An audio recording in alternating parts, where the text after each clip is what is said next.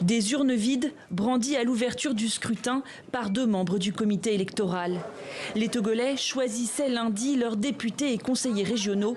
La première élection depuis l'adoption en avril d'une nouvelle constitution controversée. Le rôle du président n'est plus qu'honorifique. Le chef de la formation qui l'emportera deviendra le président du Conseil des ministres, nouvel homme fort du pays. L'opposition accuse l'actuel chef de l'État de s'être taillé un futur poste sur mesure. Faure Gnassingbé s'est rendu aux urnes dans son fief de Pia dans le nord. Dans la capitale Lomé, l'affluence était particulièrement faible. Principal opposant au pouvoir, Jean-Pierre Fabre s'en inquiète. Il fait aussi état de fraude. Dans le bureau de vote où j'ai voté, il y a quand même une petite fille. Ailleurs, je ne ressens pas beaucoup d'engouement. C'est un peu préoccupant pour moi.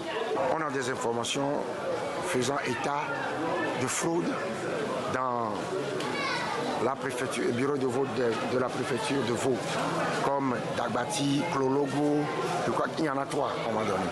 Si le scrutin s'est globalement déroulé dans le calme, des dysfonctionnements ont été observés à plusieurs endroits.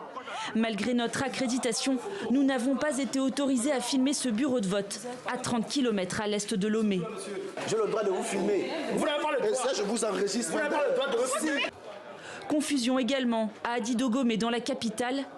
Cette candidate indépendante affirme avoir été orientée vers la mauvaise liste. Quand je suis rentrée dans le bureau de vote, sans même chercher à voir, ils ont pris ma carte et sans chercher sur la liste si j'y suis, on m'envoie directement m'inscrire sur une liste des amis. Et on se demande, est-ce que ce sont les consignes qui ne sont pas bien données? Est-ce que ce sont les tests qui ne sont pas bien compris? Autre accrochage, cette fois-ci avec cette candidate de l'UNIR, le parti au pouvoir. C'est inadmissible.